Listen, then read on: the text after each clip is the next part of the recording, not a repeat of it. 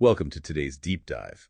We are unpacking a comprehensive review of Timothy J. Dillon's Omega Genesis program. Right, which is a manuscript taking aim at the notoriously unsolvable Collatz conjecture. Exactly, the 3n plus 1 problem. Yeah. Okay, let's unpack this. For you listening, the Collatz problem has baffled mathematicians for a century. Yeah, because of its infinite and chaotic sequence behavior, right? Yeah. And people usually just rely on flawed probabilistic guessing to try and figure it out. Right, but Omega Genesis takes a completely different route. What's fascinating here is the foundational shift it introduces. Meaning it moves away from just chasing those infinite trajectories to see where they go. Exactly. Instead, it utilizes structural reduction and what they call two-adic valuation depth. Let's pause there for a second to clarify that terminology. Two-adic valuation depth essentially tracks the highest power of 2 that evenly divides a given number right. Precisely. It's a way of measuring how divisible by 2 a number is at any point in the sequence. So by mapping that depth rather than the raw numbers, Omega Genesis translates this wildly unbounded mystery into a strictly bounded computational proposition. It stops trying to map an infinite ocean and builds a finite box to contain the waves. Which brings us to the actual mechanics. Looking at the exact theorems in the manuscript theorem, 3.1 really stands out as an aha moment. It does. It proves that entropic or shallow sequence phases predictably terminate using exact algebraic logic. Which is huge because it strips away that pseudo-random veneer that makes the Collatz conjecture look so intimidating. Yeah, it shows the chaos actually has predictable limits. It proves there's a mathematical ceiling, and if a sequence phase stays shallow, its two-adic depth doesn't explode into massive numbers. It is guaranteed to drop below its starting point. Exactly. And that ceiling is what allows them to run a rigorous stress test right. The paper details a massive computational check using a modulus of 3072. What does a modulus test of that size actually look like in practice? Well, in modular arithmetic, working modulo 3072 means you are categorizing all integers based on their remainders when divided by 3072. Right. It's a technique to group infinitely many numbers into 3072 finite buckets.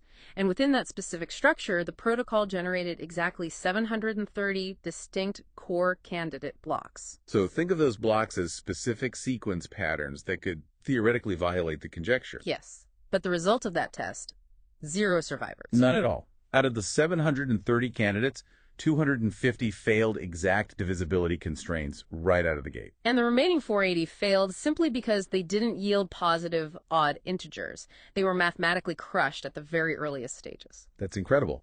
It provides a highly efficient bounded algorithm to eliminate potential counterexamples systematically. Rather than just hoping you stumble upon one by calculating higher and higher numbers. Now, getting a breakthrough like this published is an entirely different hurdle.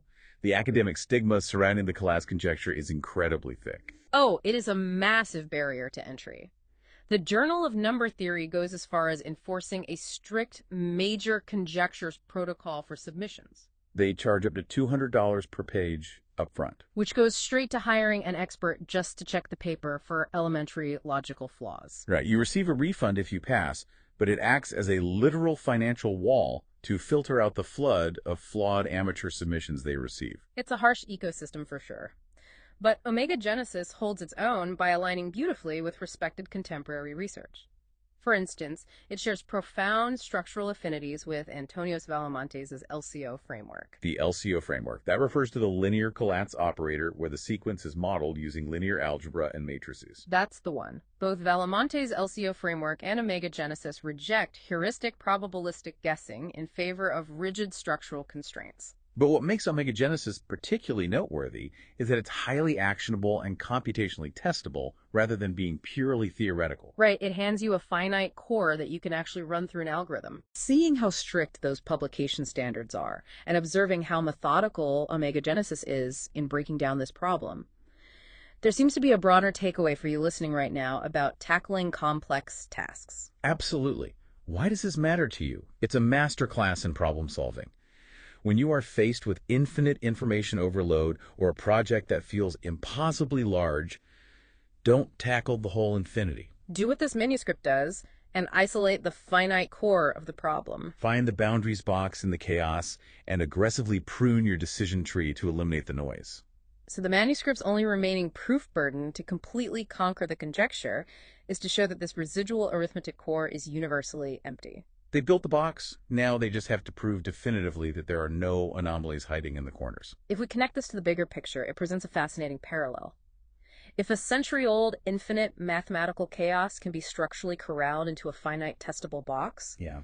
what other seemingly endless impossible problems in our world are just waiting for the right structural reduction to finally make sense?